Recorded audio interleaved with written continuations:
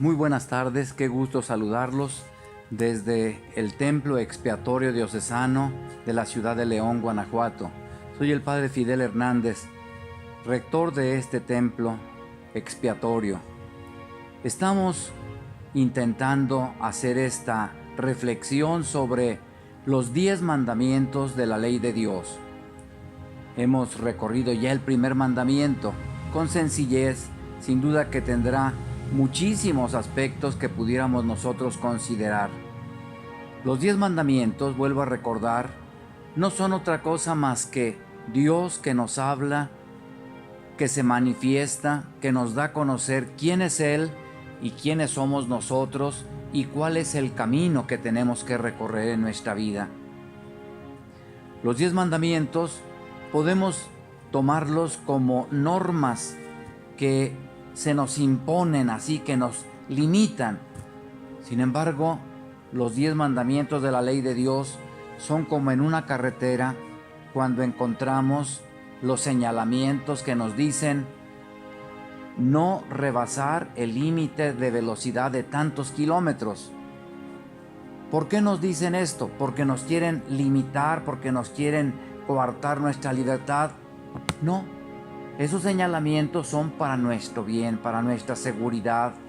Son una forma de decirnos, yo conozco el camino y te advierto que este es el límite. De otra manera pones en peligro tu vida, tu historia. Lo mismo cuando hay un señalamiento que nos dice que hay una curva cerrada. Precaución porque hay una curva muy cerrada. Pues no es tampoco que nos quieran imponer una forma de manejar o de caminar en la vida. Lo que nos están diciendo es, conozco el camino mejor que tú y por tu bien te estoy diciendo, adelante hay una curva peligrosa, cuidado. Los 10 mandamientos son eso.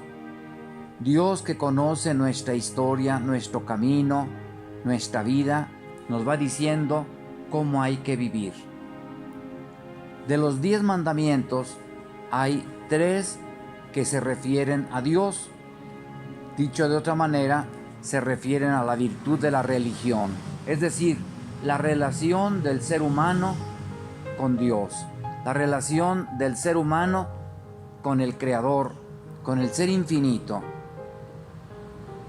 En la vez pasada veíamos el primer mandamiento que nos dice que no tendrás otros dioses fuera de mí. Ese es el primer mandamiento, es el cimiento de todos los demás. Si yo no reconozco que Dios es el creador, el cimiento, el destino, el que me concede la existencia, si yo no lo tengo en cuenta, Dios no se va a enojar conmigo. Simplemente yo estaré perdiendo la oportunidad de esa conexión con quien es el cimiento de mi vida. Hoy, en el segundo mandamiento, se nos dice, no tomarás el nombre de Dios en vano. Para un judío, especialmente, aunque también para nosotros, el nombre es como la síntesis de la persona. De tal manera que hablar del nombre de Dios es hablar de Dios mismo. Y hablar del nombre de Dios significa que yo tengo una relación con Dios de una manera tal que debo de tener respeto, cuidado con lo que es Dios. No traerlo a juego, no usar el nombre de Dios con superficialidad, sino el gran respeto del nombre de Dios.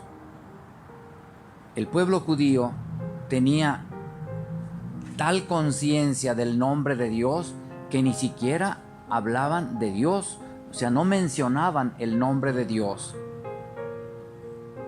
Precisamente porque era como manosear al ser de Dios. Y ellos usaban lo que se llama circunlocuciones.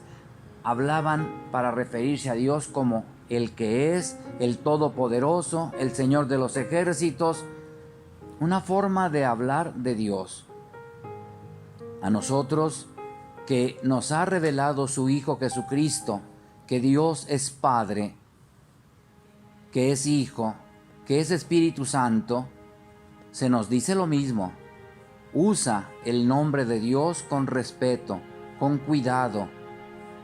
No lo utilices para frivolidades, para superficialidades, porque el nombre de Dios es como si estuvieras tocando a Dios mismo. Por eso nos dice, no tomarás el nombre de Dios en vano. Esto pues significa de manera especial que tengamos cuidado, por ejemplo, cuando en una conversación, para hacer o para convencer a las demás personas de que les estamos hablando con verdad, les decimos, te lo juro por Dios. Cuidado, cuidado.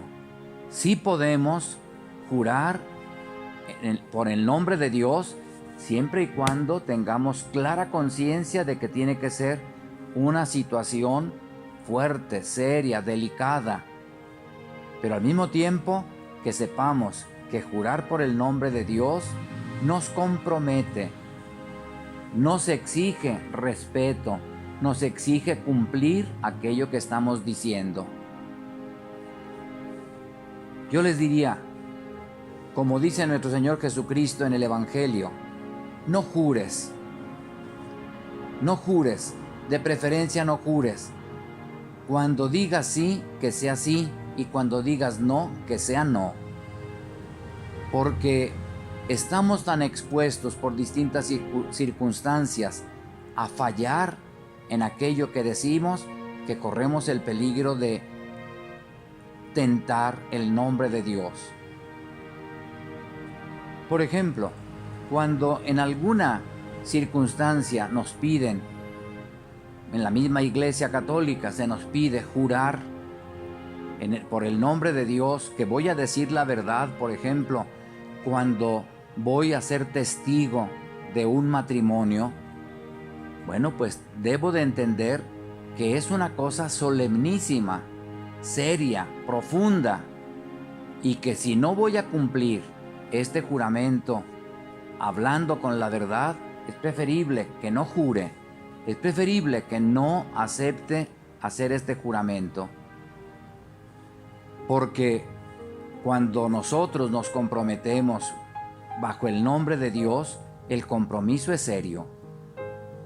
Por eso también hay personas que acostumbran jurar, por ejemplo, no tomar bebidas embriagantes por un mes, por 3 meses, por 6 meses, por un tiempo determinado. ¿Cómo es el texto del juramento? Lo digo más o menos con estas palabras, puede variar, pero juro por Dios no tomar bebidas embriagantes durante 6 meses. Bueno, pues es una cosa seria, porque pongo a Dios por testigo de que voy a cumplir aquella promesa hecha en el nombre de Dios. Cuando alguna persona hace un juramento y después viene y dice, Padre, le pido permiso de tomarme unas cervezas o un vino porque voy a tener una fiesta, yo diría, cuidado, es mejor no comprometerse en juramento que después andar interrumpiendo ese juramento. El juramento del nombre de Dios nos compromete a decir la verdad, a vivir la verdad, a buscar la verdad. Lo mismo, las blasfemias son formas, son expresiones del lenguaje con los que se ofende gravemente a Dios.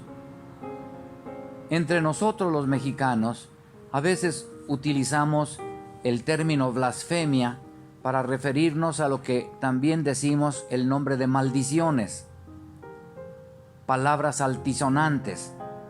Yo creo que todos estamos llamados a tener un cuidado, una fineza, corrección en nuestras palabras.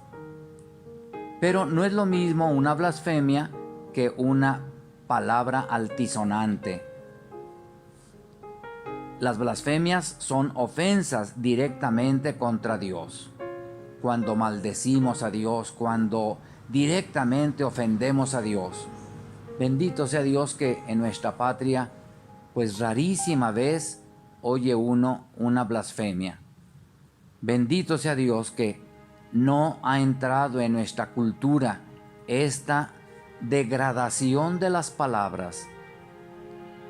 Existen las maldiciones, que también algunas personas las dicen blasfemias. No son en realidad blasfemias, son palabras altisonantes. Pero aún ahí yo diría, vamos tratando de corregir nuestro lenguaje, que aún en nuestras palabras vivamos de tal manera la dignidad de los hijos de Dios, que con respeto hablemos para dirigirnos a nosotros mismos o a las demás personas. Por eso, cuando hablamos, tratemos de vivir con corrección. Muy especialmente cuando ofendemos a una persona de palabra, con maldiciones, por ejemplo, pues estamos atentando también contra el nombre de Dios y contra la caridad. El segundo mandamiento, no tomarás el nombre de Dios en vano. Por eso, este mandamiento nos remite a Dios. Yo quiero invitarlos también, dos cosas, a que cada uno, precisamente teniendo en cuenta la santidad, la fuerza, la grandeza del nombre de Dios, todos los días empecemos en el nombre del Padre y del Hijo y del Espíritu Santo. En el nombre de nuestro Dios, que es Padre, Hijo y Espíritu Santo. En el nombre de Dios vamos a recorrer la vida. No a ver si de casualidad salgo adelante. Vamos con la fuerza del nombre de Dios. Y también yo invito a todos los padres de familia especialmente que bendigan a sus hijos. Bendíganlos, no solamente diciéndoles que te vaya bien. Bendíganlos con el poder de Dios, que es en el nombre del Padre y del Hijo y del Espíritu Santo. Por lo tanto, que nuestra fe nos lleve a vivir de tal manera la virtud de la religión que ni de palabra ofendamos a nuestro Dios. Ojalá que en nuestra vida diaria el nombre de Dios sea nuestra fuerza. Que tengan un buen día.